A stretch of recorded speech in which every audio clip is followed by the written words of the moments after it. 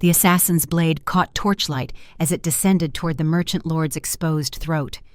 Theron Blackmore moved before thought could slow him, his hand closing around the killer's wrist with enough force to snap bone. The crack echoed through the stone corridor like a gunshot. The second assassin lunged from the shadows, dagger aimed at Theron's kidney. The king twisted, using the first attacker's body as a shield. Steel bit into flesh that wasn't his own. The dying man's scream died in a wet gurgle. The Alpha King of the Northern Territories stood 6 feet of controlled violence in the flickering darkness. 10 years on the throne had carved lines into his face that made him look older than his 32 years. Silver threaded through dark hair at his temples. His storm-gray eyes held the kind of weariness that came from bearing weight that never lightened. But his hands remained steady as he drew the sword from his hip in one fluid motion. The third assassin hesitated. That hesitation cost him his life. Theron's blade opened the man's throat in a single horizontal slash. Blood sprayed across ancient tapestries depicting long-dead kings. The body crumpled. The king stepped over it without looking down, already moving toward the fourth shadow that had pressed itself against the far wall. This one was smarter. This one held a crossbow, already loaded, already aimed. The bolt flew. Theron's wolf instinct screamed a warning half a heartbeat before conscious thought registered the danger. He threw himself sideways. The projectile buried itself in the wooden doorframe where his head had been. Before the assassin could reload, Theron crossed the distance between them. His free hand caught the man's collar, slamming him against the wall hard enough to crack mortar. The crossbow clattered to the floor. Theron's sword pressed against the assassin's throat, not quite breaking skin. The man's pulse hammered against the blade's edge. Fear rolled off him in waves that the king's enhanced senses caught as clearly as spoken words. Sweat, urine, terror. "Who sent you?" Theron's voice carried the rumble of something not quite human. The wolf lived close to his surface these days, restless and angry in ways that a decade of discipline could barely contain. The assassin's eyes darted toward the poisoned bolt still quivering in the doorframe. Theron followed the gaze, understanding, crystallizing like ice in his gut. Not just an assassination attempt on a visiting merchant lord. Something more targeted. Something meant to look like random violence while accomplishing a very specific goal. "The delegation leaves tomorrow," Theron said, pressing the blade harder. A thin line of blood appeared. "The trade agreements get signed. The eastern routes stay open, unless someone benefits from chaos." The man's silence confirmed everything. Theron's wolf wanted to tear out the assassin's throat. The beast inside him had grown stronger over the years, fed by frustration and hollow duty. Some nights he could feel it pacing beneath his skin, searching for release that never came. But kings couldn't indulge in the savage pleasure of the hunt. Kings had to extract information, maintain order, play the endless games that throne rooms demanded. He hauled the assassin down 3 flights of stairs to the dungeon where men with practiced hands knew how to make silence turn into confession. By dawn, Theron had names, connections, and the sick certainty that the conspiracy ran deeper than 4 hired killers. By the time the sun cleared the eastern battlements, painting the castle walls the color of old blood, he'd given orders that would see a dozen noble houses under investigation. The morning council meeting felt like moving through chest-deep water. Chancellor Aldrich droned about grain taxes and trade disputes. Lords shifted in their seats, exchanging glances weighted with meanings Theron had learned to read after 10 years of watching men plot behind false smiles. His wife, Queen Morgana Silvercrest, sat rigid in her ornate chair, her pale beauty as cold and perfect as fresh-carved marble.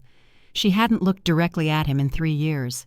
The marriage had united 2 powerful kingdoms, secured borders, and prevented a war that would have killed thousands.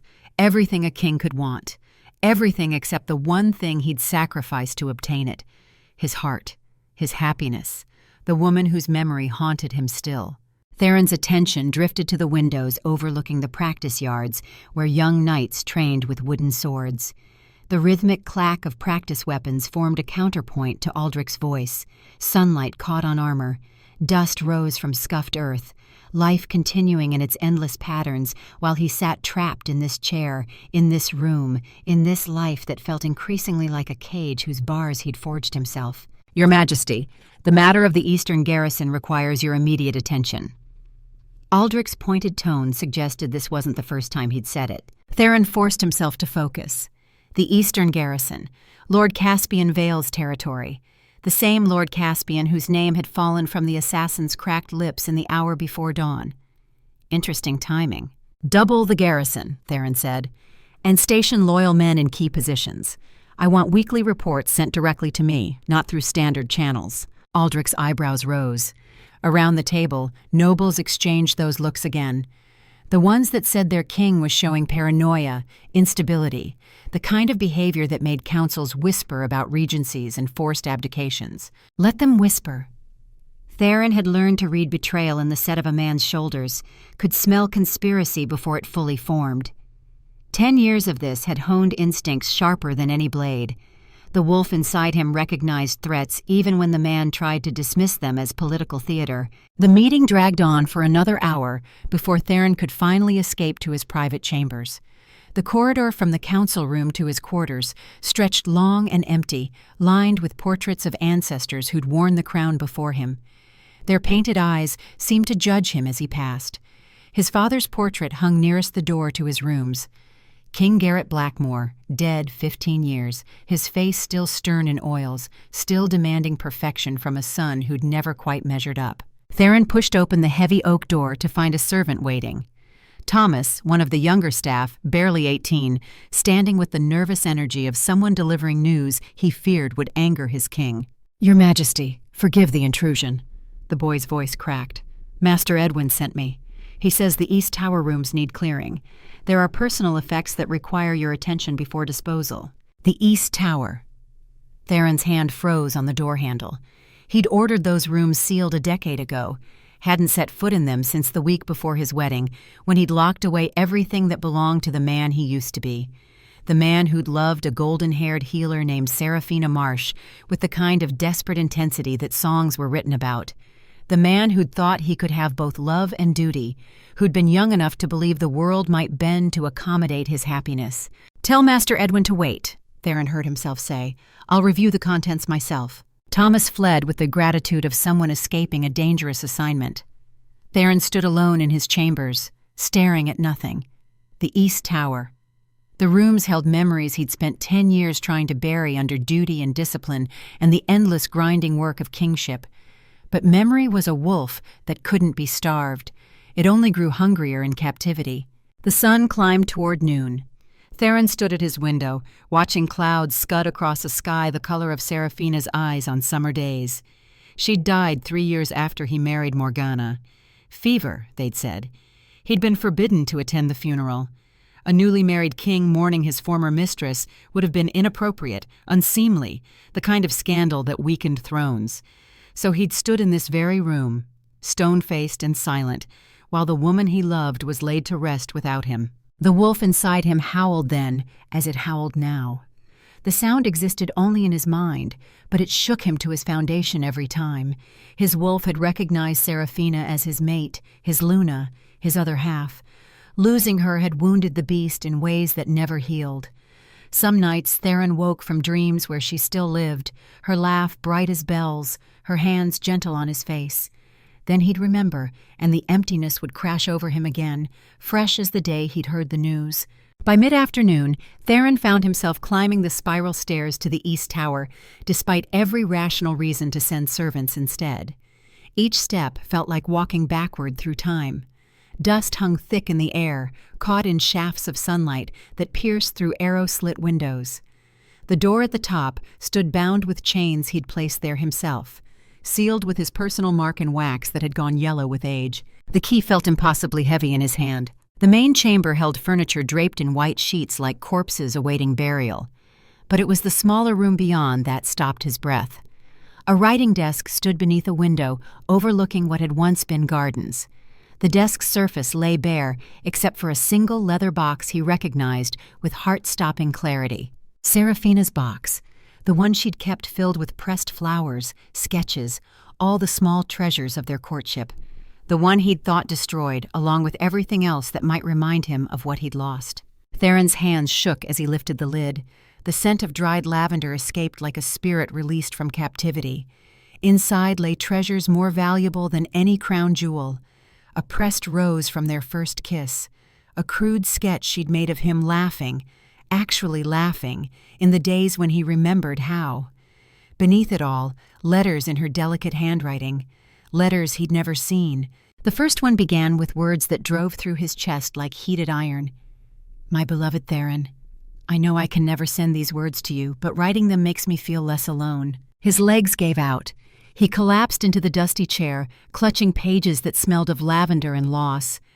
She'd written to him throughout their separation, pouring out her heart to a man who'd chosen duty over love, and who'd never known these words existed. The letters spoke of sleepless nights and dreams where they danced together at court. They spoke of a love that death itself seemed unable to diminish. "I do not blame you for choosing your kingdom," one letter read.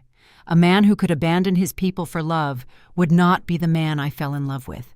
But oh, my darling, how I wish there had been another way." Tears blurred the words.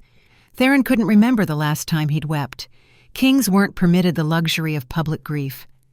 But here, in this forgotten tower with only ghosts for witnesses, he let the tears fall. They spotted the ancient paper, smudging ink that she'd laid down years ago, words written to a man she'd loved enough to let go. He read through the afternoon and into the evening, tracing the arc of her thoughts across months and years. The letters painted a picture of her life after he'd left, teaching healing arts to village women, delivering babies, tending the sick. She'd made herself indispensable to the common folk, had built a life from the wreckage of their destroyed love. Then he found her journal. Leather-bound, the pages filled with medical observations written in her precise hand. Symptoms, treatments, case notes from the dozens of patients she'd tended. The entries grew more personal toward the end, and in those final pages, Theron found truth that turned his blood to ice.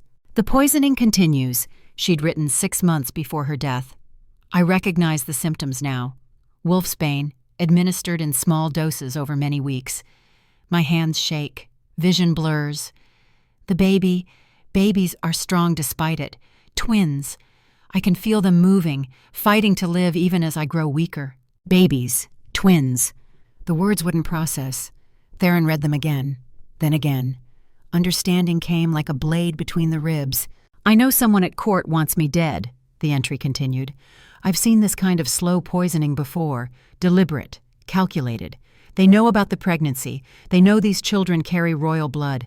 I cannot go to Theron. If I did, his honor would tear him apart. He would choose the babies over his duty, and that choice would destroy him. Better I face this alone. Better the children never know their father than grow up witnessing him destroy himself with regret." The journal fell from Theron's nerveless fingers.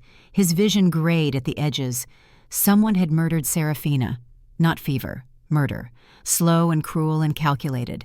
And she died protecting secrets that would have brought him running. Died protecting him from having to make an impossible choice. The children. His children. She'd been pregnant when he left. Had born twins alone. Where were they now? The journal entries stopped 6 months before her death. No mention of what had happened to the babies, whether they'd survived, whether they lived still. Theron's wolf surged to the surface with force that nearly triggered an involuntary shift. His bones began to crack, reshape, before he clamped down on the transformation with brutal will. Not here, not now. But the beast inside him howled for blood, for justice, for the chance to tear out the throat of whoever had taken his mate, his Luna, his unborn children's mother. He forced himself to read the final entries. Serafina's handwriting had grown shaky, words sometimes trailing off mid-sentence. The poison was winning.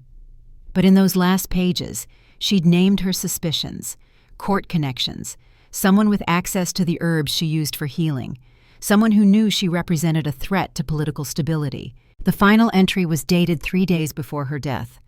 "If I die, the children must never come to court, not until they're strong enough to survive it. I've told Marta everything. She'll keep them safe. She'll raise them away from the games that kill innocence. My darling Theron, if somehow you ever read this, know that I never stopped loving you. Know that our children live, and know that the person who did this sits in your hall, smiles at your table, and plots in shadows you cannot see." Theron sat frozen as twilight deepened to full dark outside. Stars emerged in a sky he couldn't see through eyes that refused to focus. His children lived. Somewhere in his kingdom, 2 children with his blood, Seraphina's legacy, existed. And he'd never known. The wolf inside him stopped howling. In its place came something colder, deadlier, the focused rage of a predator that had just locked onto prey. "Your Majesty!" The sharp voice cut through his shock like a blade. Queen Morgana stood in the doorway, her pale eyes taking in the scene with calculating precision. The scattered letters, his tear-stained face, the leather journal clutched in his white-knuckled grip. She stepped into the room with predatory grace. Her gaze moved from him to the papers and back again. Something shifted in her expression. Curiosity became understanding. Understanding became cold fury. "So," she said, her voice deadly calm, "this is where you've been hiding your shameful past." Theron rose slowly, carefully gathering Seraphina's letters. His hands had stopped shaking. The grief that had unmanned him earlier had crystallized into something harder: purpose, direction. For the first time in 10 years, he felt the fog of empty duty lifting. "Do not speak of her that way," he said quietly. Morgana laughed. The sound held no warmth. 10 years of marriage, 10 years of presenting a united front, and still you pine for your dead whore. The word hung between them like a drawn sword. Theron's wolf surged again. His eyes flashed with gold that made Morgana step backward despite herself. In that moment, she was looking at the alpha, not the king. The difference was profound. "She was worth 1,000 of you," Theron said. Each word fell like stones into still water. Morgana's mask of composure cracked. Beneath it, vindictive fury blazed. "We shall see about that. A king who clings to the past has no business ruling the future. Perhaps it's time the council learned about your sentimental weaknesses." She swept from the room. The sound of her footsteps faded down the tower stairs. Theron stood alone with his ghosts and his rage, and the terrible knowledge that everything he'd built in 10 years of careful kingship was about to come crashing down. He looked down at the journal still clutched in his hands. Seraphina's words stared back at him. The children must never come to court, not until they're strong enough to survive it. But he had to find them, had to know they lived, had to somehow make amends for 10 years of ignorance and absence, even if it cost him his throne, even if it destroyed everything. The wolf inside him felt the decision settle into his bones. For a decade, he'd chosen duty over love, responsibility over desire, the crown over his heart. No more. Whatever the cost, he would find his children. He would honor Seraphina's sacrifice.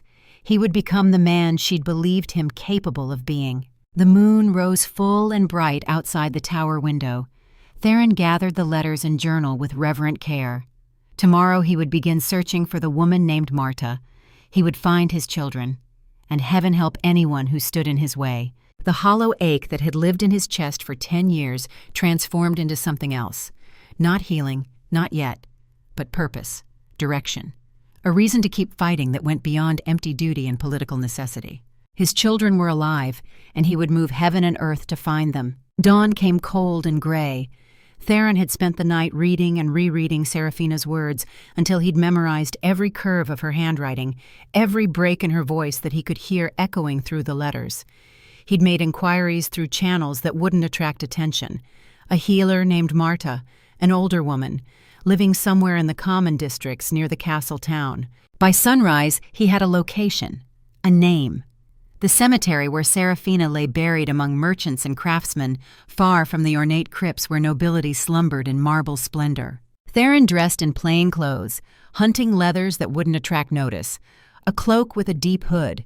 He left through the castle's lesser-used passages, avoiding servants who might witness their king's departure. The weight of Seraphina's letters pressed against his heart, tucked inside his tunic where they couldn't be seen. The common cemetery lay beyond the castle walls in a field that had probably been beautiful in summer. Now, in late autumn, dead grass crunched beneath his boots. Weathered headstones leaned at drunken angles. Mist clung to the ground like something alive, reluctant to surrender to morning sun. He found her grave by following his wolf's instincts. The beast inside him knew her scent, even years dead, even buried beneath earth and stone. The headstone was modest. Simple carved letters that spelled out truth he'd never known. Seraphina Marsh, beloved mother, forever in our hearts. Beloved mother. The words hit him like fists. Not another man's children then. His children. She'd borne his children and raised them alone. The thought should have brought joy, his legacy living on, but instead it opened fresh wounds. She'd faced pregnancy alone, had delivered twins without him there, had raised them in secret while he sat on his throne, ignorant and comfortable. His knees touched ground beside the grave, his hand pressed flat against stone still cool with morning dew. "Forgive me," he whispered to earth that held her. "Forgive me for choosing duty over love, for letting you face everything after alone." The sound of children crying made him freeze. Soft, heartbroken sobs coming from somewhere nearby, filled with grief that his protective instincts flared to life. He rose slowly, following the sound around a copse of flowering trees. What he found there changed everything. Two small figures knelt beside Serafina's grave. Golden hair caught early sunlight. They couldn't have been more than 5 years old. A boy and girl holding each other as they wept. Scattered wildflowers lay around them, offerings placed with childish reverence. The girl looked up at his approach. Storm-gray eyes met his. His eyes, staring back at him from a face that perfectly blended his strong features with Serafina's delicate beauty. The scent that reached him carried unmistakable markers of his bloodline, royal heritage that couldn't be hidden or denied. His wolf recognized them instantly. The beast inside him surged with protective fury so intense it nearly triggered the shift. These were his cubs, his children, not another man's legacy, but his own.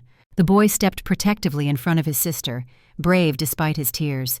"You're not supposed to be here," he said with remarkable courage. Theron dropped to his knees before them, his heart shattering into pieces that would never fit together the same way again. Everything he'd believed about his life, his choices, his sacrifices, all of it crumbled in the face of two small faces that carried his features and Serafina's spirit. "How do you know who I am?" The words came out barely above a whisper. The girl's lower lip trembled. "Mama showed us pictures. She said you were our papa, but you had to go away to be king. She said you loved us but couldn't stay." Each word hit like arrows to unarmored flesh. Serafina had kept his memory alive for their children, had spoken of him with love rather than bitterness, had protected his image even as she faced motherhood alone, even as poison slowly killed her. The magnitude of her selflessness contrasted against his ignorance made him feel smaller than dust beneath his knees. These were his children, his blood, and he'd spent 5 years not knowing they existed. "What are your names?" he managed to ask. "I'm Alara," the girl said. "This is my brother Eamon. We're twins. Mama said we came together because we didn't want to be apart ever." Eamon's protective stance hadn't relaxed. His young face showed wisdom beyond his years. Questions lived in eyes that matched Theron's own. "Why are you here now? Mama said you couldn't come back because being king was too important." The accusation in the boy's voice was like salt in an open wound. Theron looked from Eamon's suspicious face to Alara's hopeful expression, seeing in both of them the consequences of choices he'd made without knowing their full cost. "I didn't know about you," Theron said. The words felt inadequate but necessary. "I swear to you both, I didn't know your mama was going to have babies. If I had known—" "Would you have stayed?"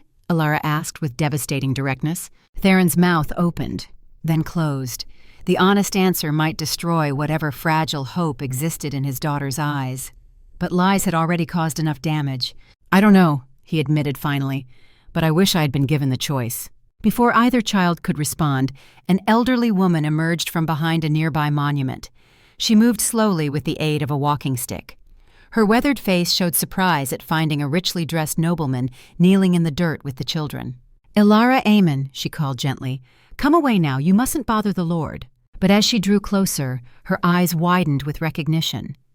Theron saw the exact moment she realized who he was, watched as her expression shifted from polite concern to something approaching fear.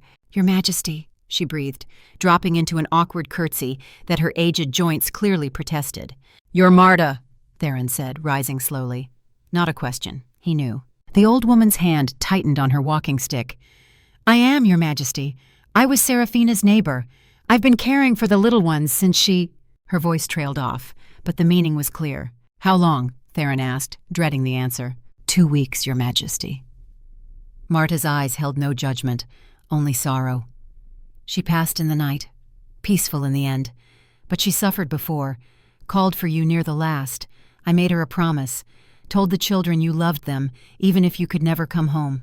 2 weeks.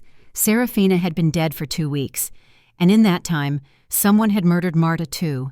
The journal's final entries had mentioned giving Marta everything, telling her the truth, making her the guardian of secrets that could reshape kingdoms.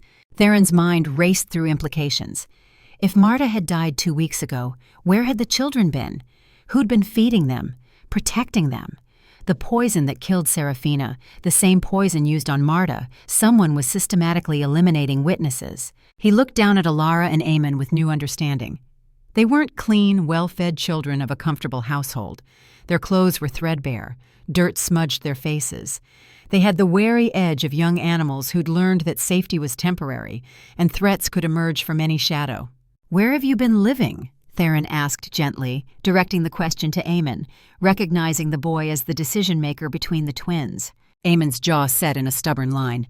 "We take care of ourselves." "In the old mill," Alara added, apparently less committed to maintaining secrets than her brother. "By the river. It's got a roof mostly." An abandoned mill. 5-year-old children living rough for 2 weeks. Theron's wolf snarled with protective rage. His cubs had been alone, vulnerable, while he'd sat in council meetings debating grain taxes. "That ends now," Theron said. The alpha authority in his voice made both children straighten despite themselves. "You're coming with me." "No." Eamon stepped forward, placing himself between Theron and his sister again. Small hands balled into fists. "Mama said court wasn't safe. She said people there hurt each other. We're fine on our own." The refusal shouldn't have struck Theron as hard as it did, but looking at his son, seeing the fierce determination to protect his twin, recognizing the wolf already strong in him despite his youth, Theron felt something crack in his chest.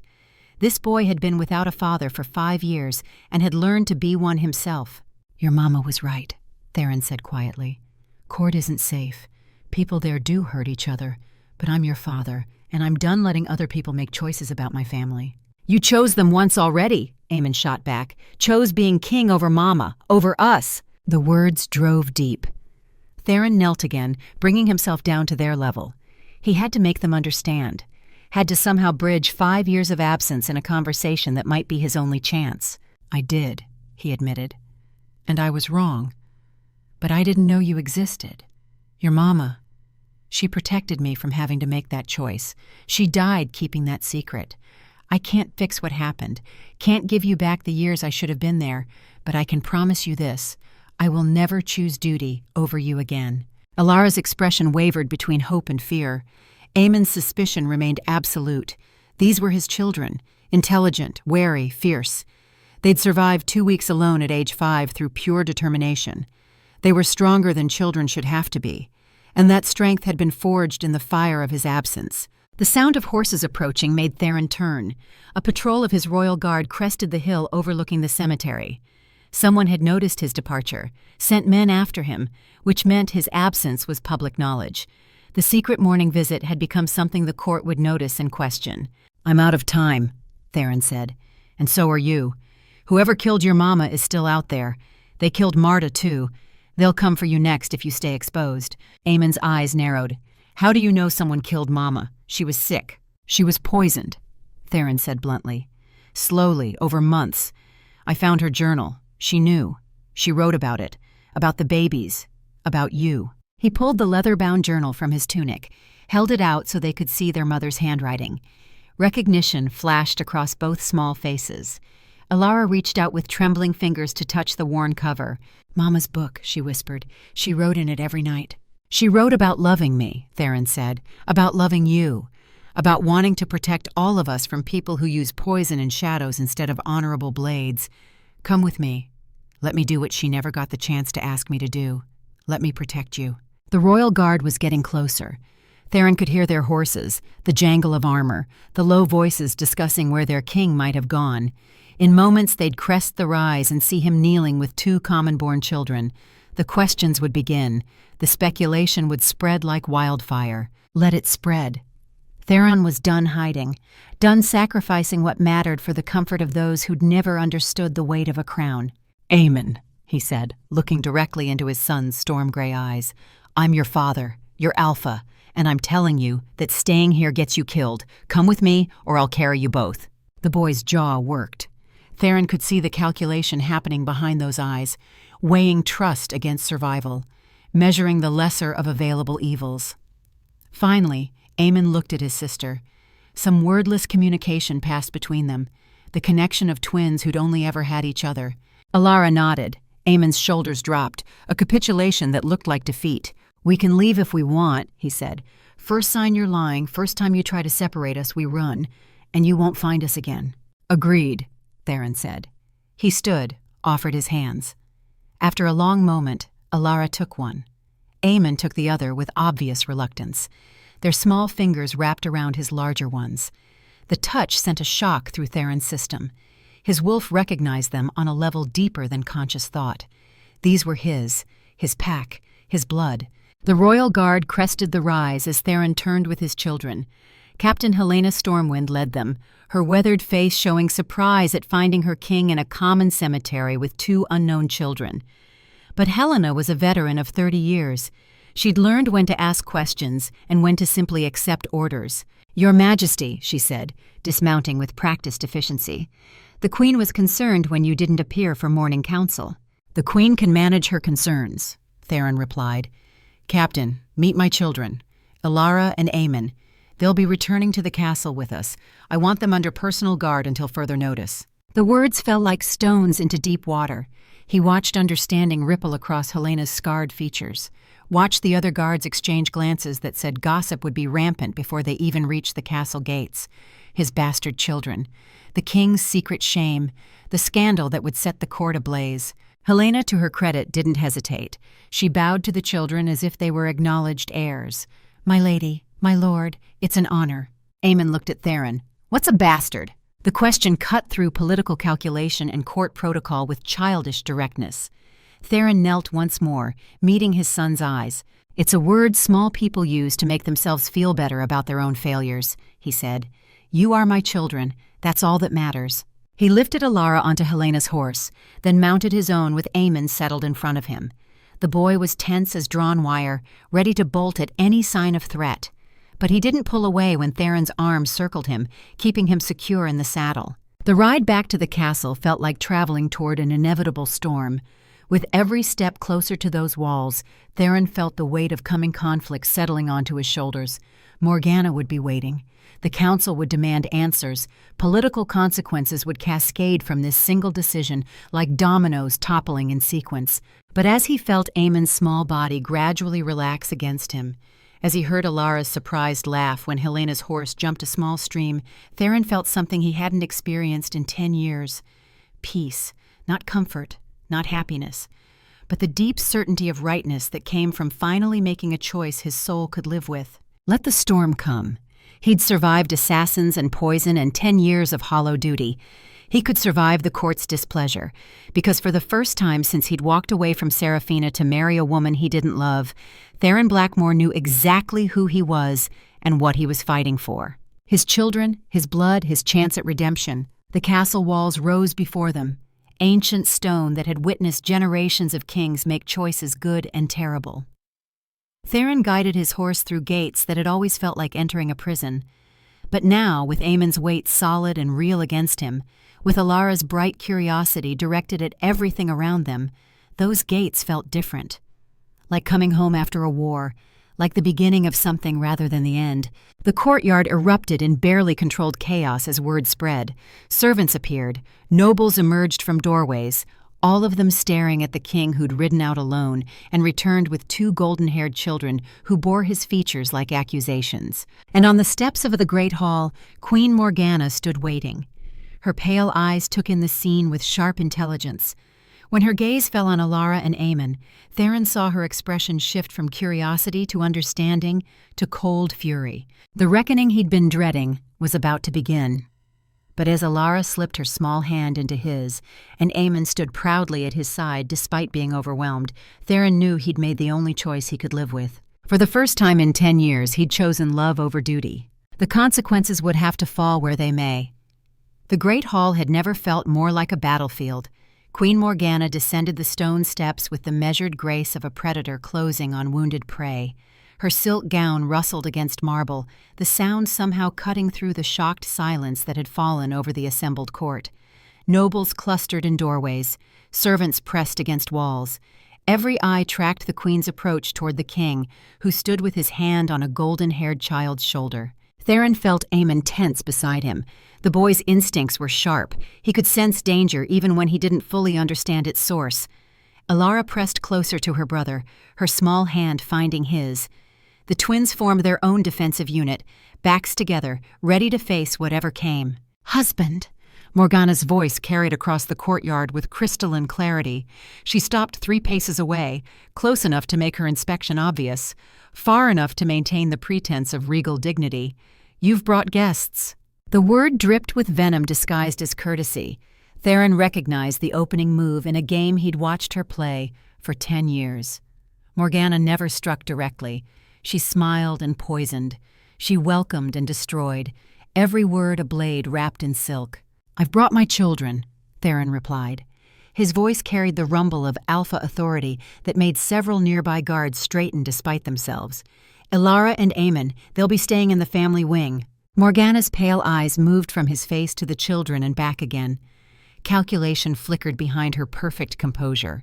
She was measuring angles, weighing options, planning her response with the cold precision that made her so dangerous. "How delightful," she said, stepping closer to examine the twins with the attention she might give to interesting livestock. "They have your eyes, husband, and that common golden hair. Their mother must have been quite pretty, for a peasant." The insult was delivered with such sweet venom that it took a moment to register. Theron's wolf surged. His control slipped.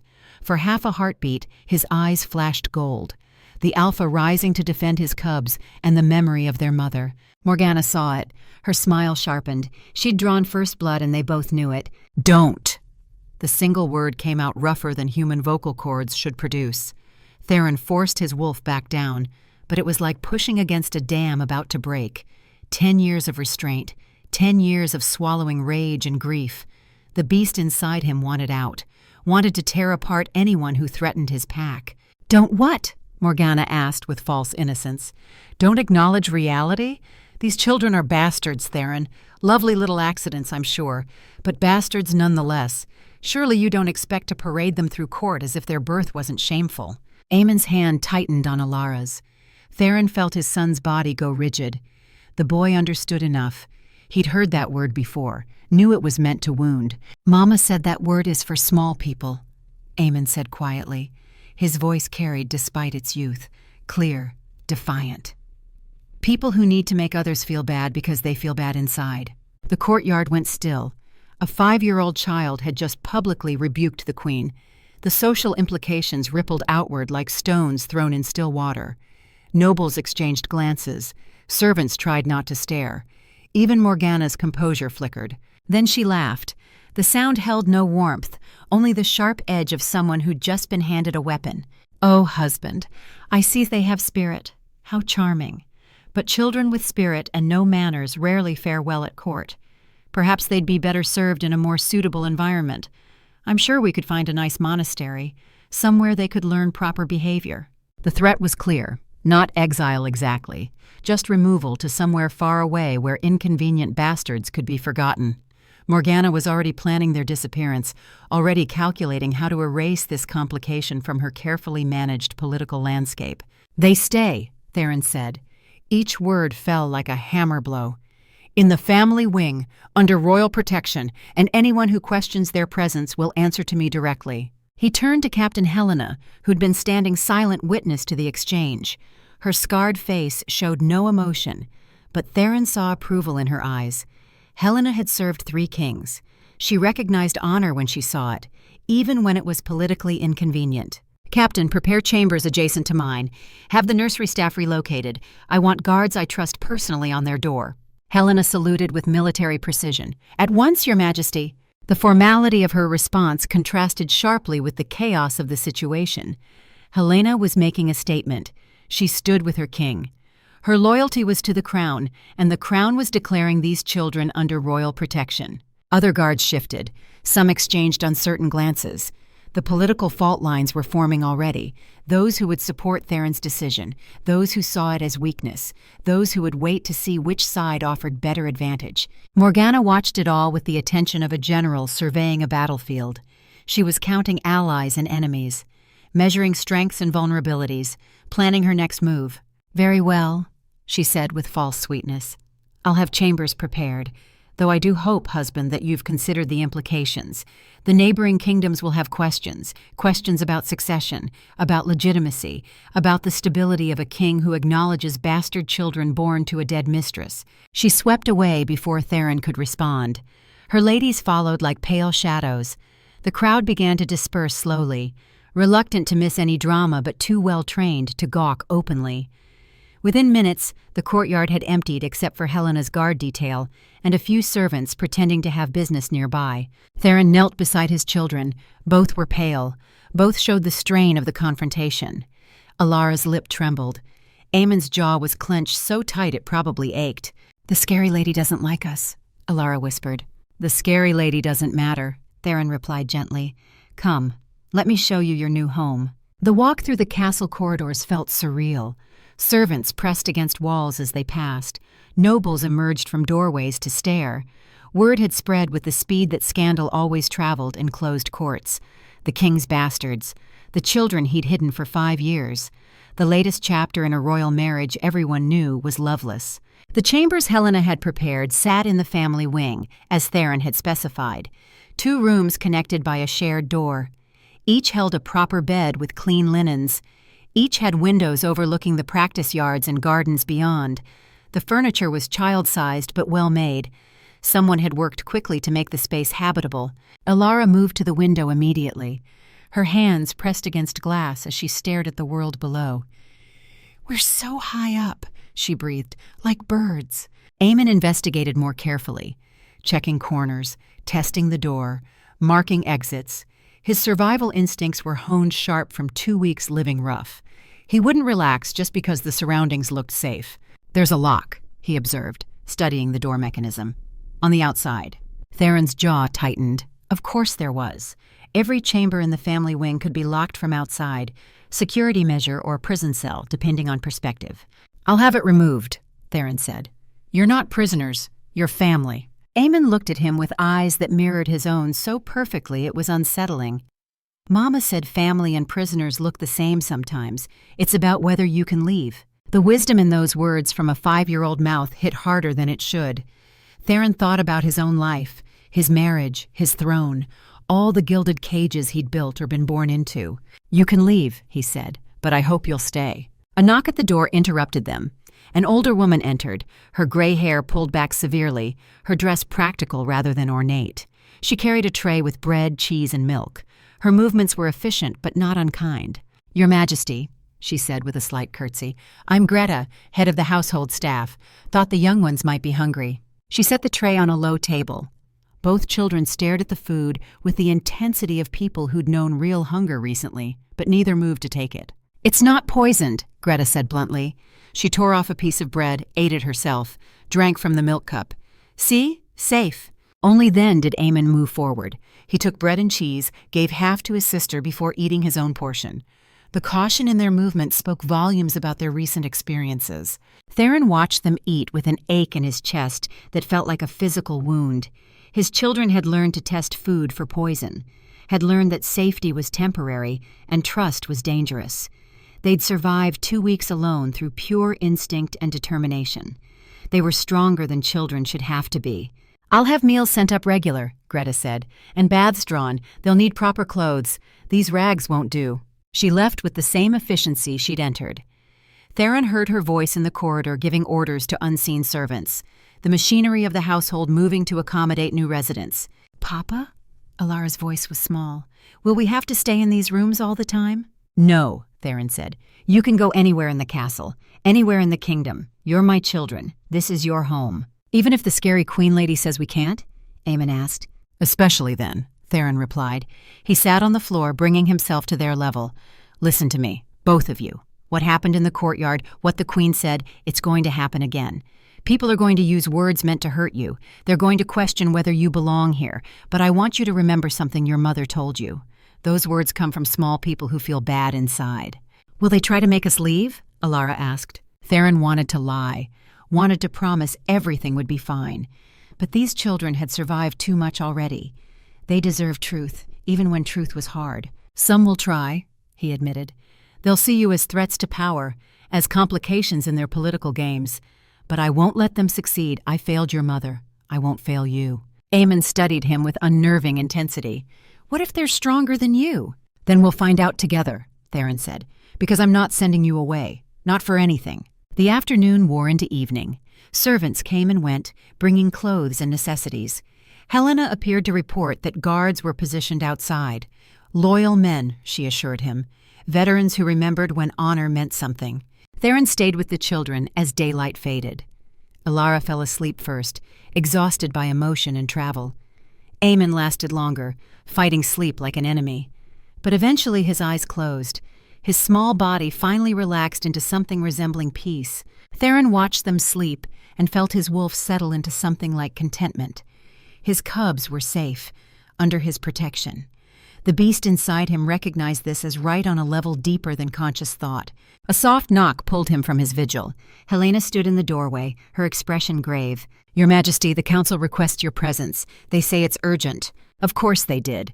Theron had expected this. The moment he'd ridden through those gates with Alara and Eamon, he'd known the political reckoning would follow. Morgana would have spent the afternoon gathering allies, building support, preparing her assault. Stay with them, Theron said to Helena. If I'm not back by dawn, take them and run. Helena's scarred face showed surprise. Your Majesty? That's an order, Captain. If something happens to me, get my children to safety. Somewhere far from court politics. Somewhere they can grow up without poison and shadows. He left before Helena could respond. The walk to the council chamber felt like approaching an execution. The corridors were empty. Servants had made themselves scarce. Smart people avoided being witnesses when power struggled against itself. The council chamber doors stood open. Inside, firelight cast dancing shadows across stone walls. The long table was lined with faces Theron knew too well. Lords who'd counseled his father. Nobles who'd sworn oaths of loyalty that proved worthless the moment convenience suggested otherwise. And at the head of the table, in the seat typically reserved for the king, sat Chancellor Aldrich. The old man's presence in that chair was deliberate, a statement about who truly held power in this kingdom. Aldrich had served 3 kings. He'd survived political upheavals that destroyed younger men. His loyalty was supposed to be beyond question. But as Theron entered and saw Aldrich's cold expression, he understood. The Chancellor had already chosen sides, and it wasn't the king's side. Your Majesty, Aldrich said without rising, without showing the deference a subject owed his king. Please sit. We have much to discuss. Theron remained standing, recognizing the power play for what it was. If he sat in a lesser chair while Aldrich occupied the position of authority, he'd be accepting a subordinate role, agreeing that the council held power over the crown. I'll stand, Theron said quietly. And you'll rise, Chancellor. That's my seat you're warming. Silence fell like a blade. Every noble in the room felt the tension spike. This was the moment. The first real confrontation between a king who'd chosen his heart over political convenience and the machinery of state that demanded submission to its will. Aldrich stood slowly, his movements deliberate, making it clear this was courtesy, not obedience. He moved to a side chair with the grace of someone confident in their position. We're concerned, Your Majesty, Aldrich began once everyone was seated. Your actions today have created complications. I acknowledged my children, Theron said. That's not complicated. That's simple. Simple, Lord Caspian Vale repeated from his position halfway down the table. His voice dripped with barely concealed contempt. Nothing about this is simple. You've brought bastard children into the royal household. You've given them rooms in the family wing. You've placed them under royal protection. Do you have any idea what message that sends? It sends the message that I'm their father, Theron replied. What other message matters? The message of stability, Aldrich answered. The message of continuity. The message that our king can be trusted to put the needs of the realm before personal sentiment. Like I did 10 years ago? Theron asked. The question cut through political doublespeak with brutal directness. When I married a woman I didn't love to secure an alliance? When I chose duty over happiness? Is that the kind of trustworthy king you want? Murmurs ran around the table. Nobles exchanged glances. No one had expected the king to acknowledge his loveless marriage so openly. It was one of those truths everyone knew, but no one spoke aloud. "Your marriage was a triumph of duty over desire," Aldrich said carefully. "It secured our borders, prevented war, brought prosperity, everything a good king should accomplish." "And yet I'm empty," Theron said softly. 10 years of triumph, and I'm hollow inside. My wife despises me. I wake each morning to another day of going through motions that mean nothing. That's your vision of a successful king? A man who sacrifices everything that makes him human for the comfort of nobles who profit from his misery?" The words fell into shocked silence. Kings didn't admit to unhappiness, didn't acknowledge the costs of their crowns. They were supposed to be above such mortal concerns, symbols rather than men. Lord Garrett, one of the older nobles, cleared his throat. "Your Majesty, with respect, your personal feelings are less important than the stability of the realm. These children, their very existence, raises questions." "What questions?" Theron asked. "Questions about succession," Garrett replied, "about legitimacy, about whether legitimate heirs might be displaced by royal bastards." "Queen Morgana has given me no heirs," Theron said bluntly. "In 10 years of marriage, not one child. Perhaps the questions about succession should focus on that." More shocked silence. Theron had just publicly acknowledged his wife's barrenness. In a culture where producing heirs was a queen's primary duty, it was a devastating accusation. "The queen has done her duty," Aldrich said, his voice tight with anger.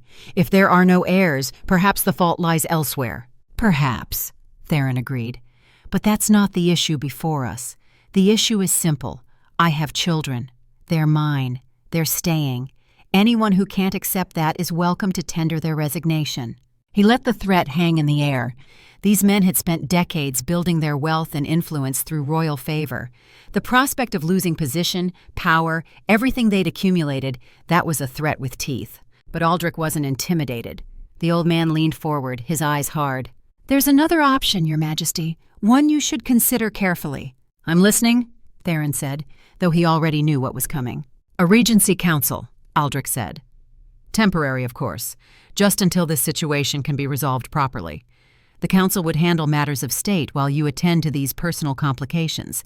It would give you time to make better decisions, clearer decisions, decisions not clouded by sentiment and guilt." There it was, the coup disguised as concern. They wanted to strip his power while maintaining the fiction of his authority, make him a puppet king while they ruled in his name, and once they had control, his children would disappear, quietly, permanently, eliminated as threats to political stability. Theron's wolf snarled inside him. The beast recognized the threat even before his conscious mind fully processed the implications. They were trying to separate him from his cubs, and the wolf would kill anyone who tried. "No," Theron said simply. "Your Majesty, please be reasonable," Garrett began. "I said no." Alpha authority filled Theron's voice. The power that made lesser wolves submit rolled through the chamber like physical force. Several nobles actually flinched.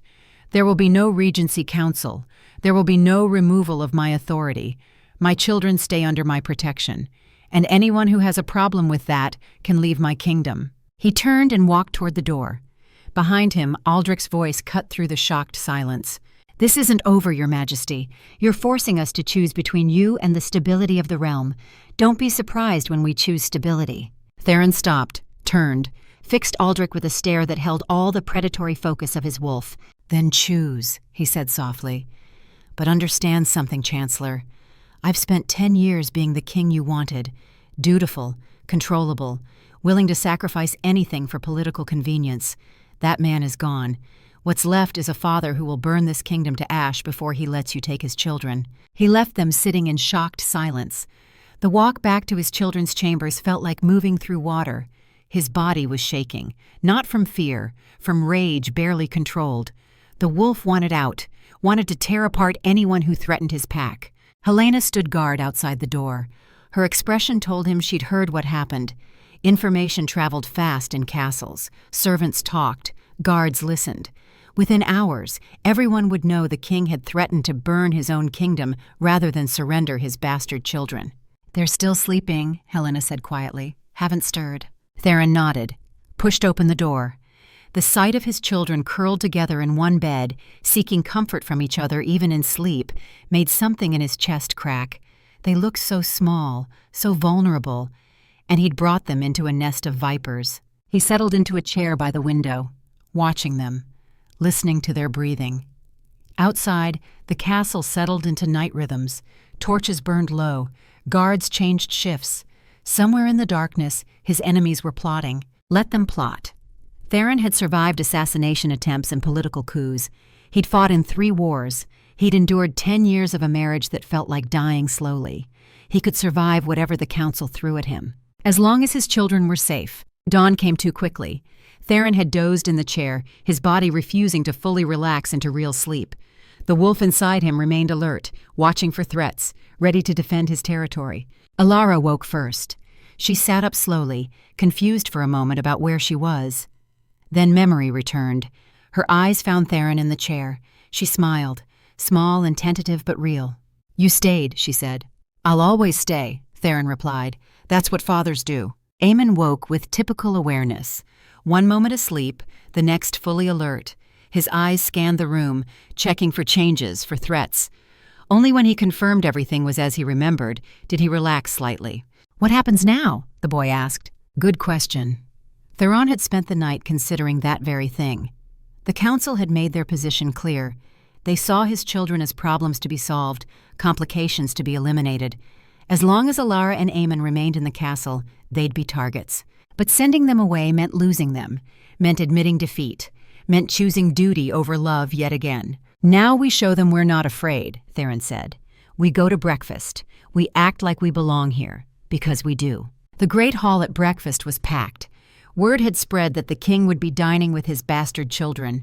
Nobles wanted to witness it, wanted to see how the situation played out, wanted to position themselves advantageously depending on which way power shifted. Theron entered with Alara on one side, Aemon on the other. The hall fell silent. Every eye tracked their progress to the high table where the royal family dined. Queen Morgana already sat in her customary place. Her pale face showed no emotion, but her eyes glittered with calculation. Theron seated his children on either side of him, putting himself between them and Morgana. The symbolism wasn't lost on anyone watching, the king protecting his cubs from his own wife. Servants brought food. The children ate carefully, still testing each bite, still wary. Theron forced himself to eat normally despite having no appetite. Around them, conversation slowly resumed. Quiet at first, then gradually louder as people pretended this was normal. As if bastard children dining at the high table was an everyday occurrence. Lord Caspian approached midway through the meal. His expression was carefully neutral, but Theron caught the calculation behind it. "Your Majesty," Caspian said with a slight bow, "might I have a word about the eastern grain shipments?" "Speak," Theron said. He wouldn't leave his children, wouldn't give anyone the opportunity to approach them while he was distracted. Caspian's jaw tightened. He'd wanted a private conversation. Now he'd have to speak in front of witnesses. "The routes through my territory are experiencing difficulties," he said carefully. "Bandits, unsafe conditions. I'm afraid shipments to the capital will need to be suspended until security improves." The threat was clear. Caspian controlled the eastern trade routes. If he closed them, food supplies to the capital would dwindle. The city would feel the pinch within weeks. Pressure would mount on the king to resolve the situation. And the resolution Caspian wanted was obvious. Send the bastard children away. Return to being a predictable, controllable king. "How unfortunate," Theron said mildly. "I suppose we'll need to find alternative routes. Captain Helena." The guard captain materialized at his elbow. Always close, always ready. "Your Majesty? Send word to the river provinces.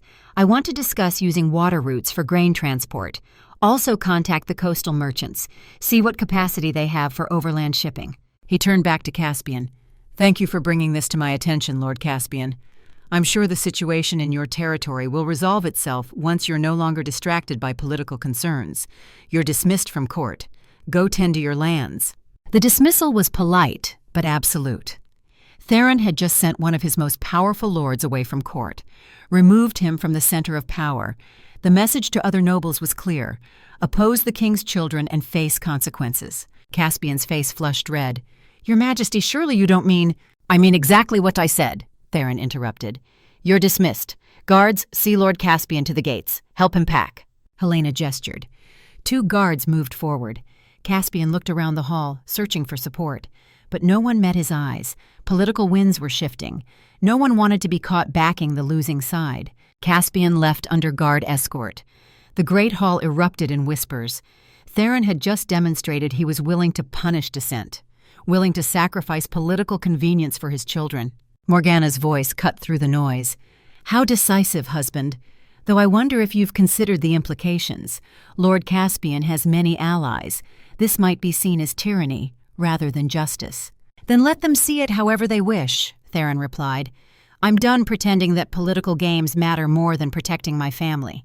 "Your family," Morgana repeated softly. "How interesting that your family suddenly includes bastard children, but has never included your wife."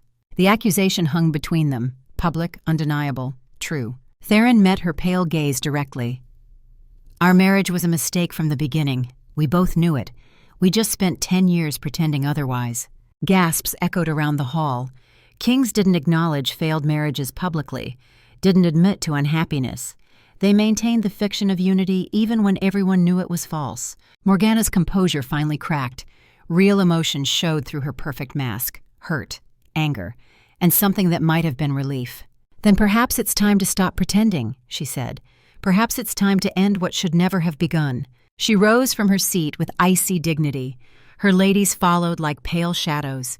She swept from the hall without another word, leaving Theron sitting with his children while the court watched their world reshape itself in real time. Alara's small hand found his under the table. "Did we make things bad?" "No," Theron said. "You made things honest." The rest of breakfast passed in strange silence. Nobles picked at their food. Servants moved like ghosts. Everyone processing what they'd witnessed. The king publicly acknowledging his failed marriage. The queen walking out. A powerful lord dismissed from court. The old order was crumbling. What would replace it remained to be seen. After breakfast, Theron took his children to the practice yards. Helena had suggested they learn to defend themselves. At 5 years old, it seemed harsh, but Theron had seen how Aemon moved, how both children carried themselves with awareness of danger. They'd already learned survival the hard way. He might as well give them proper training.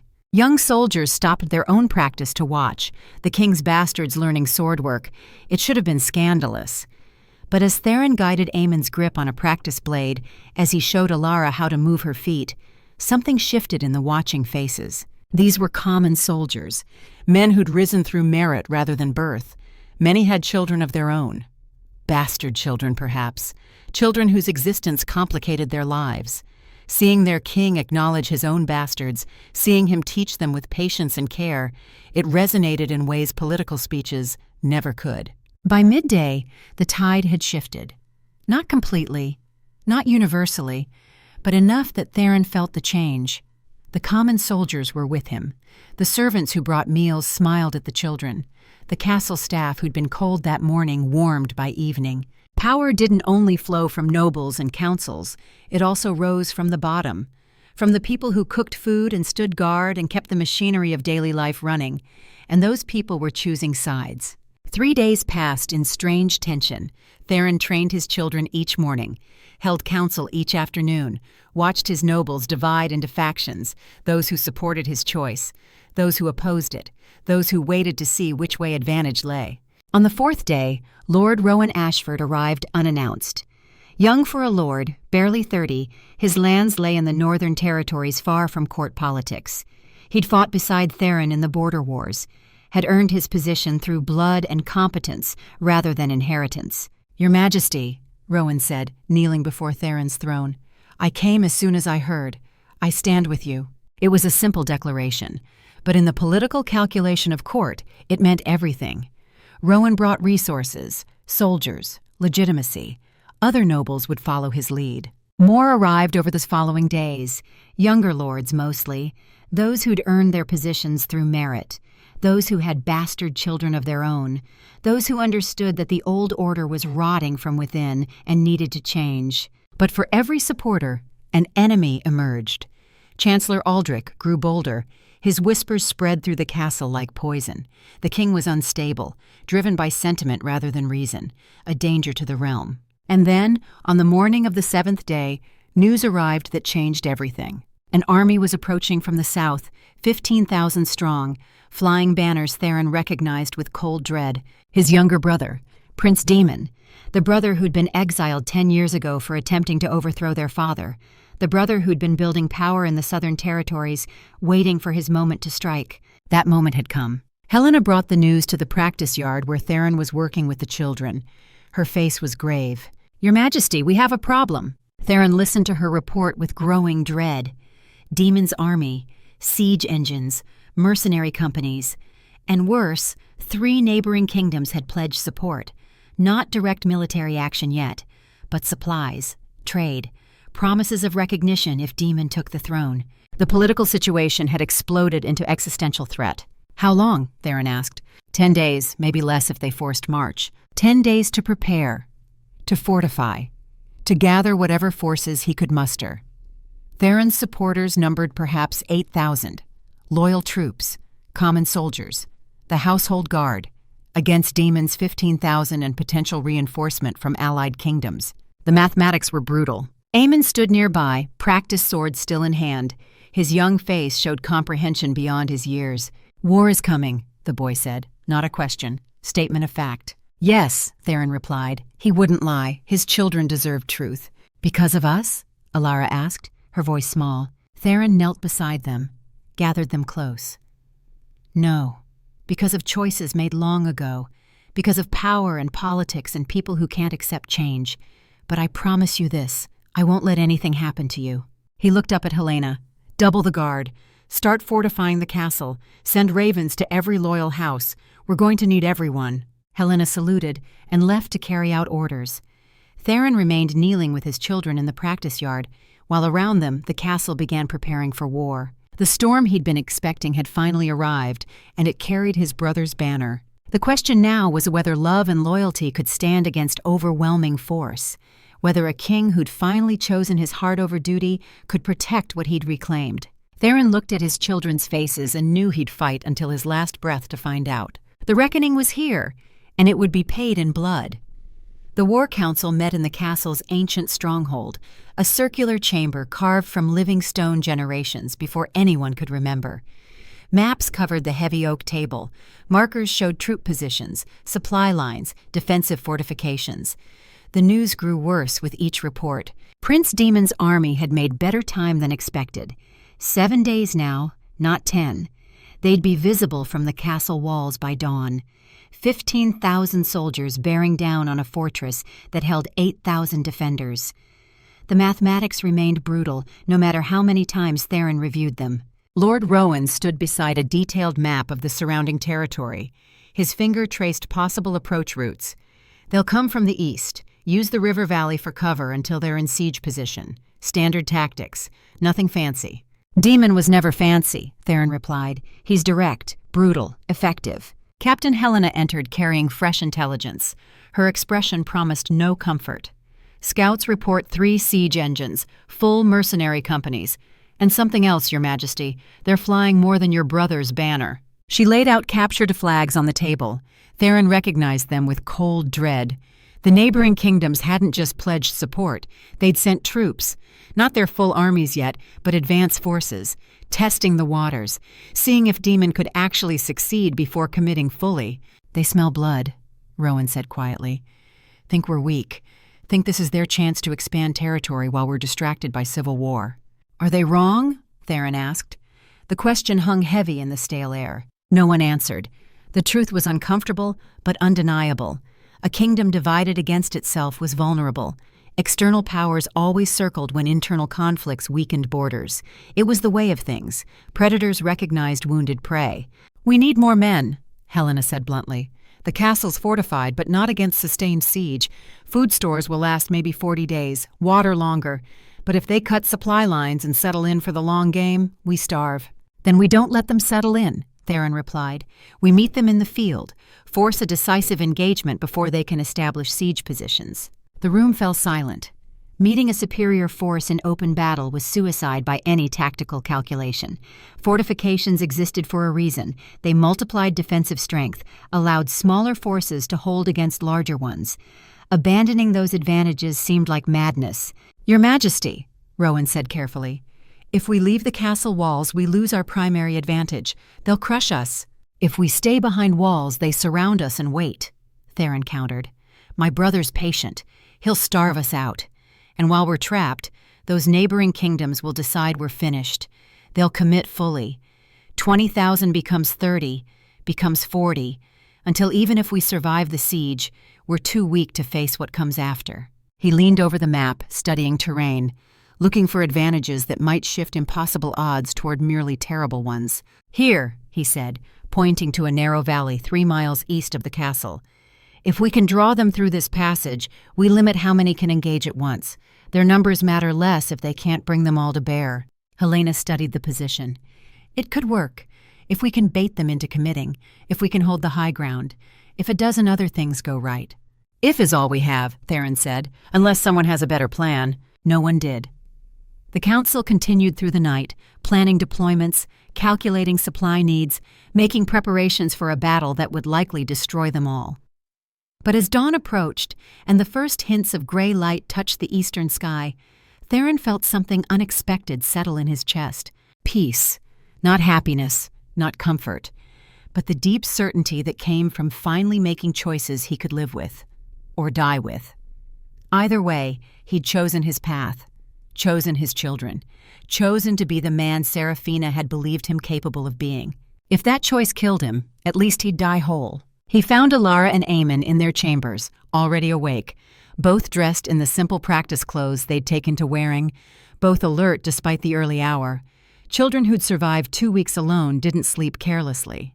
"Is it today?" Eamon asked, direct as always. "Today," Theron confirmed. "The army will be visible by full morning, battle by afternoon if everything goes as planned." "Will you win?" Alara's question carried no childish hope for reassurance. She wanted truth. Theron knelt before them. "I don't know. The odds aren't good. But I promise you this. I'll fight with everything I have. And if something happens to me, Captain Helena has orders. She'll take you somewhere safe, somewhere far from here." "We don't want to go somewhere safe," Eamon said, his small jaw set with determination. "We want to stay with you." "I know, but sometimes what we want and what keeps us alive are different things." He pulled them close, breathing in their scent, memorizing the weight of them against his chest. His wolf recognized them as pack, as cubs worth dying for. If this was the last time he held them, he wanted to remember every detail.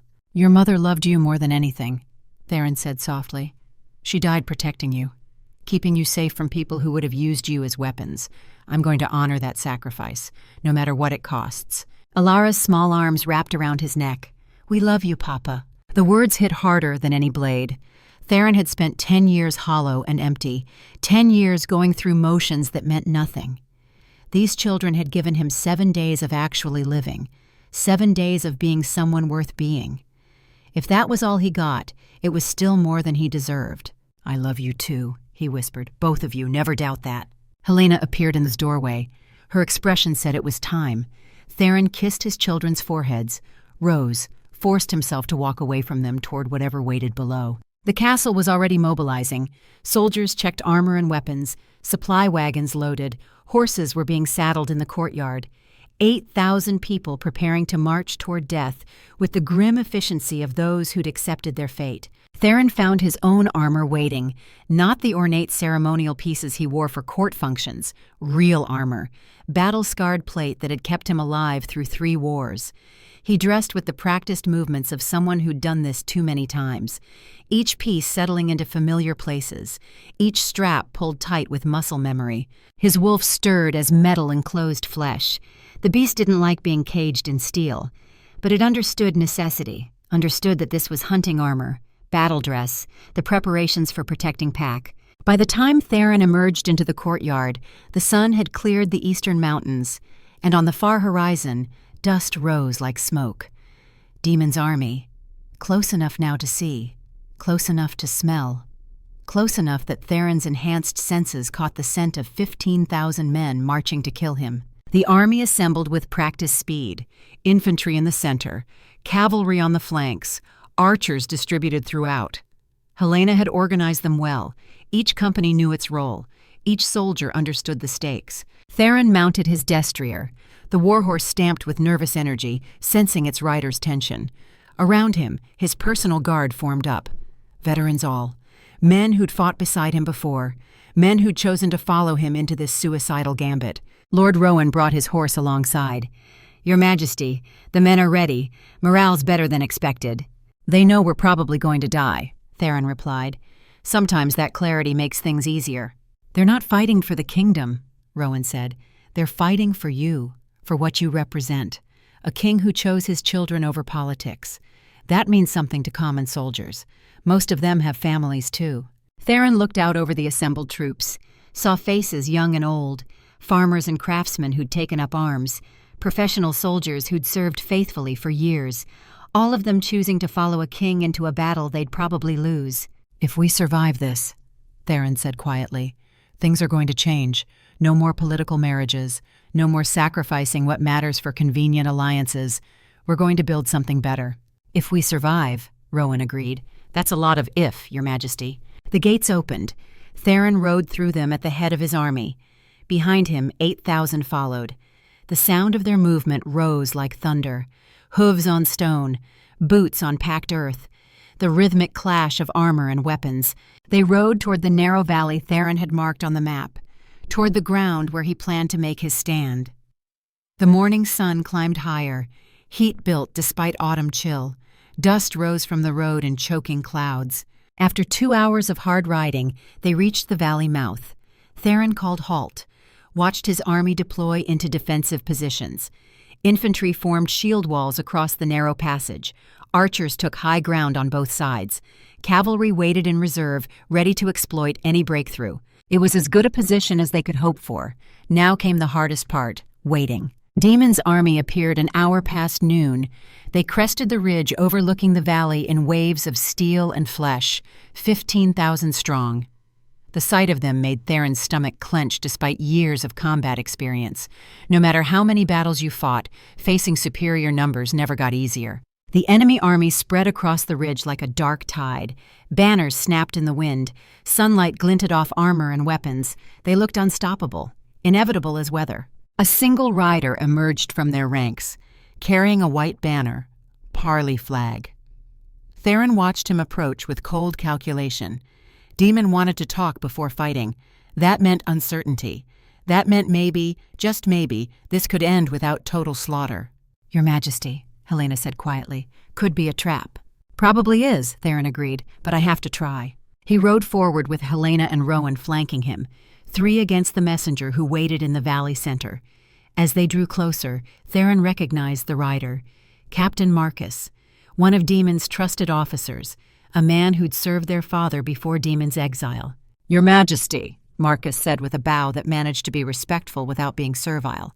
"Prince Demon offers terms. He wants to avoid unnecessary bloodshed." "How generous," Theron replied dryly. "What terms?" "Abdicate. Name Prince Demon your heir. The transition will be peaceful. You'll be allowed to retire to a monastery. Your life will be spared." "And my children?" Marcus hesitated. That hesitation told Theron everything he needed to know. "They'll be well cared for," Marcus said carefully.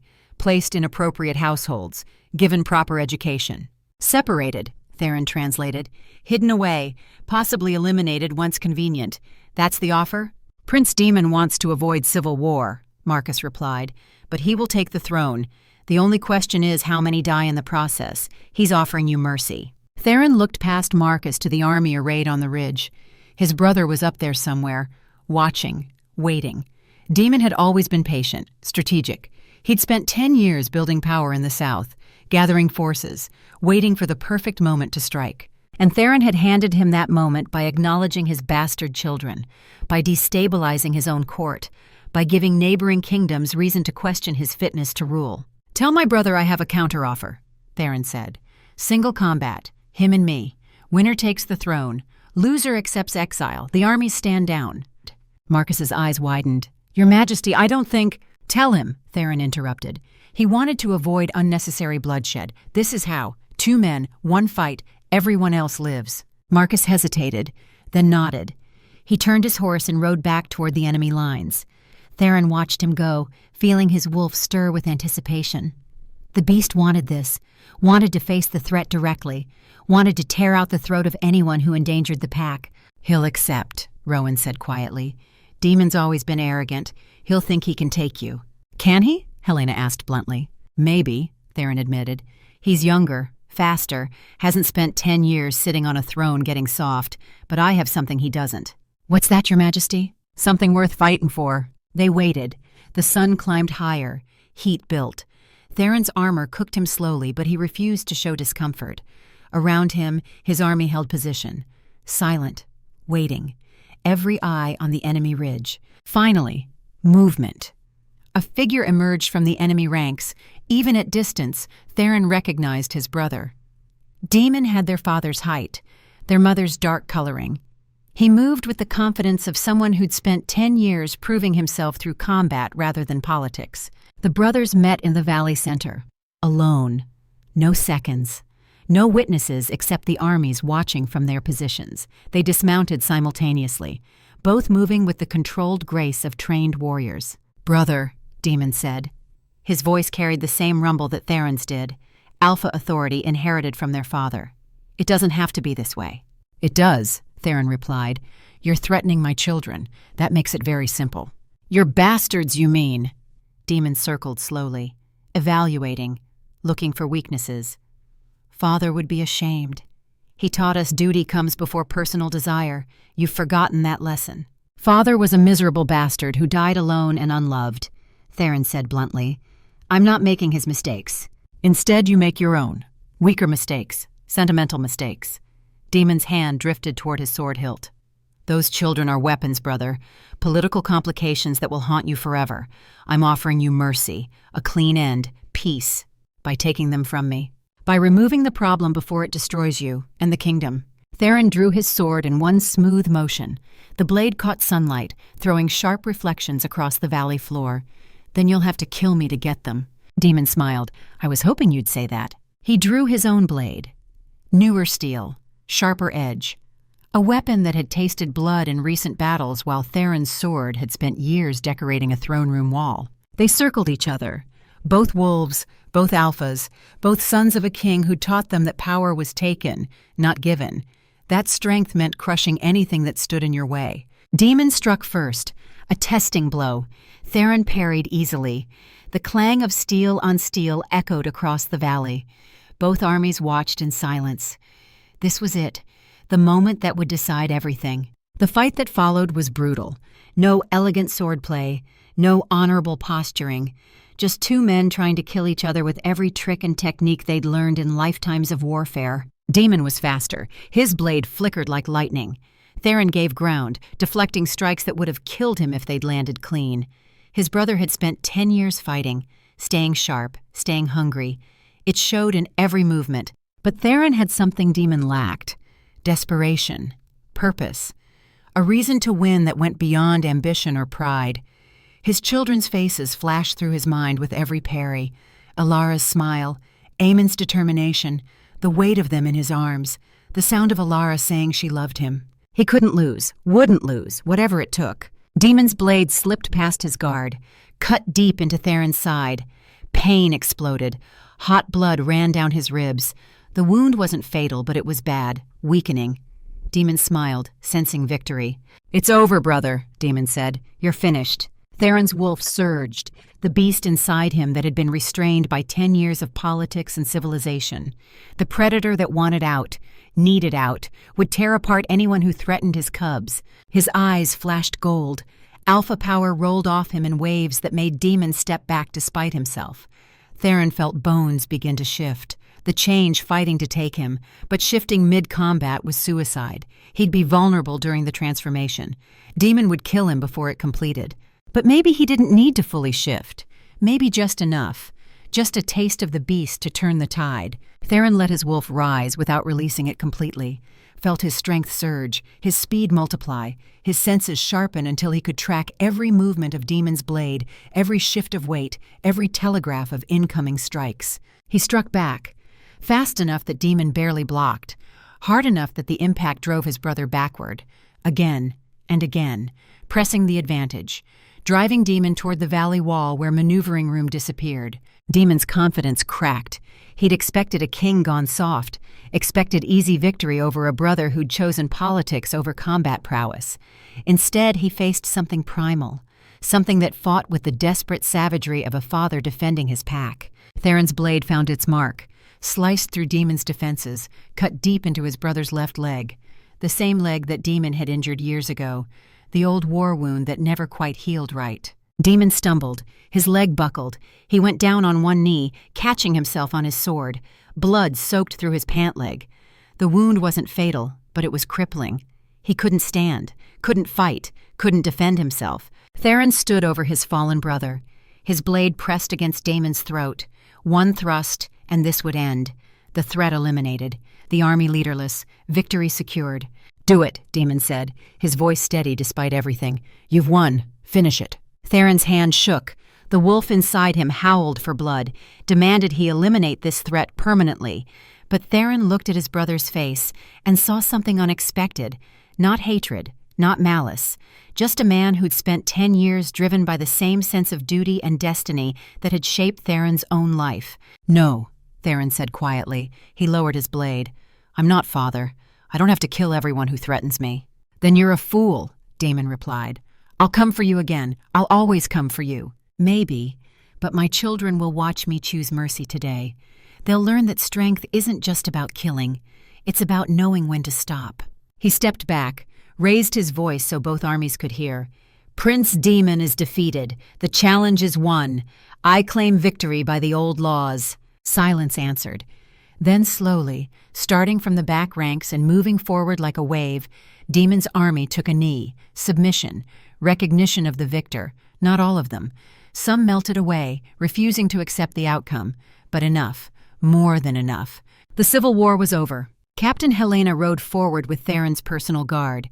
She looked at the kneeling army, then at Damon bleeding on the ground, then at Theron standing victorious despite his own wound. "Your Majesty, you're hurt." "I'll live," Theron said. He turned to his brother. "You're exiled. Take whoever wants to follow and go. If you return, I won't be merciful twice." Demon nodded slowly. "You've changed, brother. Maybe for the better, maybe not. Time will tell." They hauled him away. His supporters gathered around him, helping him mount a horse. Theron watched them ride south. Maybe 1,000 men followed. The rest stayed, accepting the outcome, accepting Theron as their rightful king. The battle that should have destroyed them had ended with barely a drop of blood spilled. Theron had faced his brother and won through skill and desperation and the wolf's strength. He'd shown mercy when killing would have been easier. And somehow, impossibly, it had worked. He turned to ride back toward his own lines. The world tilted. Pain crashed over him in waves. The wound in his side was worse than he'd admitted. Much worse. He'd lost too much blood. The wolf's strength had sustained him through the fight, but now the beast retreated, leaving only a wounded man. Theron's vision grayed. He felt himself falling. Strong hands caught him.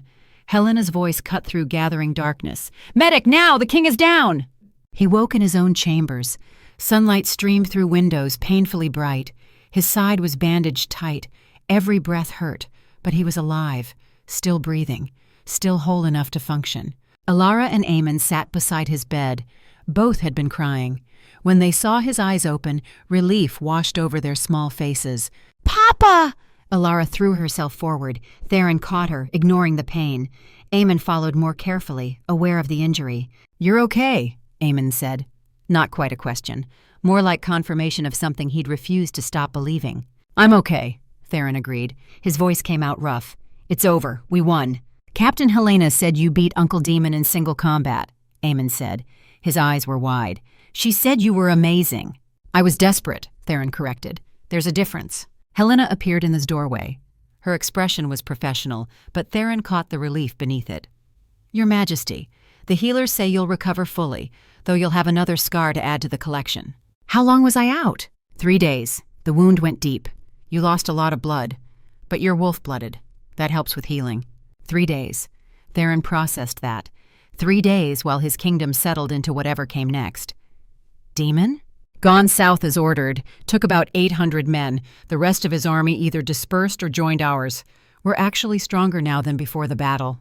"And the neighboring kingdoms?" "Backing off. Word spread about the single combat, about you choosing mercy. It's made an impression. They're recalculating their positions. Theron nodded slowly. The immediate crisis had passed, but the deeper problems remained. His marriage to Morgana, the political structure that had nearly destroyed him and his children, the old ways that needed changing. As if summoned by his thoughts, Morgana appeared behind Helena. The queen looked different somehow, less cold, less perfect, more human. "Might I speak with my husband?" she asked, privately. Helena glanced at Theron. He nodded. The captain ushered the children out despite their protests. Then it was just the king and queen, man and wife, two people who'd spent 10 years in a prison of their own making. "You won," Morgana said, not quite admitting defeat, just acknowledging reality. "We both won," Theron replied. "This is our chance to end something that should never have started." Morgana moved to the window, stared out at the kingdom spread below. "I was 16 when they married me to you. Did you know that?" "No. I loved someone else, a musician from my father's court. He had nothing but his talent and his dreams, but he looked at me like I was the sun, like I mattered beyond my bloodline and political connections." She turned back to face him. "My father found out, had him killed, told me duty came before desire, that princesses didn't marry musicians. A week later I was standing beside you, speaking vows neither of us meant." Theron heard the pain beneath her words, recognized it as a mirror of his own loss. "Serafina was a healer, common-born. She loved me before I was king, when I was just a lord's son with no prospects. She died thinking I'd chosen duty over her." "We're both ghosts," Morgana said softly, "haunting a marriage that killed us years ago." "Then let's stop haunting each other," Theron replied. "End this. Free us both." Morgana nodded slowly. "The annulment papers are already prepared. I had them drawn up while you were unconscious. I'm going home, back to my family. I'll tell them the marriage failed, that you were honorable to the end, that sometimes love matters more than politics." "Thank you." "Don't thank me. I'm not doing this for you. I'm doing it because I'm tired of being cold, tired of pretending, tired of being something I'm not." She moved toward the door, paused. "Your children are beautiful. Serafina would be proud of how you fought for them." Then she was gone. The queen who'd been his wife in name only for 10 years, walking away toward whatever life she could build from the wreckage of the one that had been forced on her. Theron lay back against the pillows. His side throbbed, his body ached, but something in his chest that had been hollow for a decade felt lighter. The days that followed brought changes that rippled through the kingdom like water finding new channels. Lord Rowan was appointed chancellor, replacing the disgraced Aldrich. Young nobles who'd proven their loyalty rose to positions of influence. Common soldiers who'd stood with their king found themselves promoted. The castle itself transformed. Children's laughter echoed in corridors that had been silent for years. Servants smiled, guards relaxed. The oppressive weight that had hung over the court lifted degree by degree. Theron walked the battlements one evening 3 weeks after the battle. His side still hurt, but he could move without assistance now. The healer said he'd carry the scar forever, a reminder of how close he'd come to losing everything. Alara and Aemon joined him. They'd grown comfortable in the castle, still wary but no longer feral, still alert but no longer constantly ready to run. Helena had continued their combat training. Both showed natural talent. Both learned with the intensity of survivors who knew safety was earned, not given. "Papa," Alara said, "Captain Helena says we're going to start learning to read tomorrow. Real lessons like noble children get." "Good," Theron replied. "Your mother would want you educated. She valued knowledge above almost everything." "Tell us about her," Aemon asked. "About Mama. We want to know everything." So Theron told them. About Serafina's laughter that sounded like bells. About her gentle hands that could ease any pain. About her stubborn insistence on helping everyone, even when she had nothing herself. About the way she'd looked at him like he was worth loving, despite all evidence to the contrary. He told them about their love, about the impossible choices that tore them apart, about the letters she'd written that he'd never received, about her final act of protection, keeping them secret to keep them safe. The children listened with the intensity of people learning their own origin story, understanding where they came from, who their mother had been, why their father had fought so hard to keep them. "We're going to learn healing," Alara said when he finished, "like Mama did. Captain Helena says there are books about it in the library." "And fighting," Aemon added, "so we can protect ourselves, so no one can hurt us like they hurt Mama." Theron pulled them close.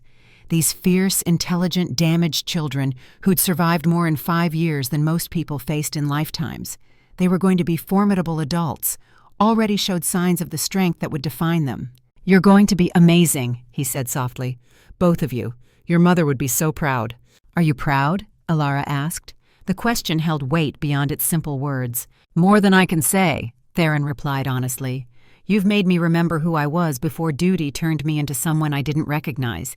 You've given me a reason to be better, to do better, to build something worth leaving behind." They stood together on the battlements as night fell. Father and children, king and heirs. Family forged not by political necessity, but by choice and sacrifice and love that refused to die even when everything conspired to kill it. Below them, the kingdom settled into evening routines. Smoke rose from chimneys. Lights appeared in windows. People lived their lives in the safety that Theron had fought to preserve. He'd won at terrible cost, scars that would never fully heal. A brother exiled, a wife gone, a marriage ended, political alliances shattered. But holding his children as stars emerged in the darkening sky, Theron felt something he hadn't experienced in 10 years. Peace. Not the hollow peace of duty fulfilled, but the deep peace of finally becoming who he was meant to be. A week later, they held a memorial service at Seraphina's grave. Theron had commissioned a new headstone, white marble carved with roses and healing herbs. The inscription read simply, "Seraphina Marsh, beloved Luna, her love built a kingdom." Alara and Aemon placed wildflowers on the grave, the same flowers they'd brought that morning when Theron first found them. Theron knelt and pressed his hand against the stone, feeling sunlight-warmed marble beneath his palm. "I'm sorry I wasn't there," he whispered to Earth that held her. "Sorry you faced everything alone. But I promise you, our children will never be alone. They'll grow up knowing they're loved, knowing they matter, knowing their mother was the strongest person I ever knew." The wind stirred through the cemetery, carrying the scent of autumn flowers and distant rain. For just a moment, Theron caught another scent beneath it. Lavender. Seraphina's scent. He looked up sharply but saw nothing. Just wind moving through grass, just leaves falling from trees. But his wolf recognized it, knew it, his Luna's spirit, still watching, still present in ways that defied explanation. "Thank you," he said quietly, "for loving me, for giving me them, for teaching me that strength sometimes means sacrifice. I'll honor what you gave me, I swear it." The wind died, the scent faded, but something in Theron's chest that had been broken for years felt like it might eventually heal. They walked back to the castle together. 3 figures against the autumn landscape. The sun hung low, painting everything gold, the same color as Seraphina's hair, the same color as the children's curls that caught light like treasure. 6 months later, the kingdom had transformed in ways no one could have predicted. The new council worked efficiently, focused on actual governance rather than political maneuvering. Trade routes flourished, border security strengthened, common folk found their voices heard for the first time in generations. Alara and Aemon were growing. Both showed signs of their werewolf heritage. Both were learning to control the beast within under careful instruction. Theron taught them that the wolf was part of them, not something to fear. That power came with responsibility. That strength was meant to protect, not dominate. On the morning of their 6th birthday, Theron gave them each a gift. For Alara, her mother's journal. The medical observations and healing wisdom that Seraphina had spent years compiling. For Aemon, a blade forged specifically for his small hands, practical, balanced, a weapon he could grow into. "Mama's book," Alara whispered, holding it like sacred treasure. "She meant it for you," Theron said. "Everything she learned, everything she knew. It's yours now. Use it the way she would have wanted." Aemon tested the weight of his blade, made a few practice cuts, nodded with satisfaction. "I'll learn to use it properly, to protect Alara, to protect our pack." "Your pack is bigger than you think," Theron replied. He gestured to the window overlooking the practice yards where young soldiers trained. "Every person in this kingdom is pack now. We protect each other. We stand together. That's what your mother taught me. That's what you're going to learn." They spent the day together. Training in the morning, studies in the afternoon, evening meal in the great hall where Alara insisted on serving food to servants' children. where Aemon asked the guards about defensive tactics and listened with intense focus to their answers. These children who'd started life as secrets, as shameful bastards, as political complications, they were becoming something the kingdom had never seen before. Heirs who understood what it meant to have nothing, who knew how common folk lived because they'd lived that way themselves, who would rule one day with wisdom born from suffering rather than privilege. That night, Theron stood in his chambers looking out at a kingdom finally at peace. Not perfect peace. There were still threats, still challenges, still neighboring powers that watched for weakness. But his people were fed, his borders were secure, his children were safe. He'd paid terrible prices for these victories. His body carried scars that ached in cold weather. His wolf was harder to control now, always close to the surface, always ready to defend. His marriage had ended, his brother was exiled, the old political structure had shattered. But looking at the life he'd built from the wreckage, Theron felt no regret. A knock at the door. Helena entered with her usual efficiency.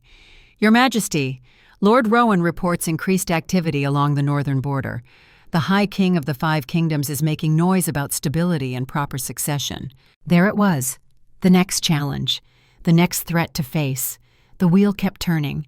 Enemies kept emerging. That was the nature of power and kingship, and trying to build something better in a world that resisted change. "Let him make noise," Theron said.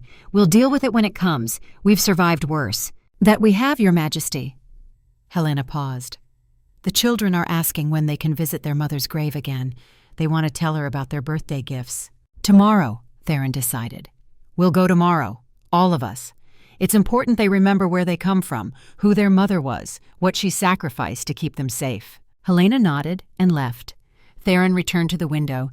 The stars were emerging in the darkening sky, the same stars that had shone the night Seraphina died, the same stars that had watched him make terrible choices and pay terrible prices, the same stars that would witness whatever came next. He thought about his children sleeping peacefully in chambers nearby, about the kingdom spreading below, about the future they'd build together, about promises kept and sacrifices honored. For the first time in 10 years, Theron Blackmore was exactly who he was supposed to be. Not the dutiful king who sacrificed everything, not the broken man haunted by loss, but a father, a protector, an alpha who'd learned that true strength came from knowing what was worth fighting for and what was worth dying for. The wolf inside him was finally at peace. The man and beast in harmony for the first time since Seraphina's death. He'd found his pack, his purpose, his reason to keep fighting. Let the High King make his threats. Let neighboring kingdoms plot their schemes. Let whatever challenges came next arrive in their own time. Theron would face them the way he'd faced everything since finding his children at Seraphina's grave. With love, with honor, with the absolute certainty that some things were worth any price. He'd chosen his path. Now he would walk it to whatever end awaited. Father and king, man and wolf, whole for the first time in a decade. The reckoning had come and passed. What remained was the promise of tomorrow and the children who would shape it. That was enough, more than enough. It was everything.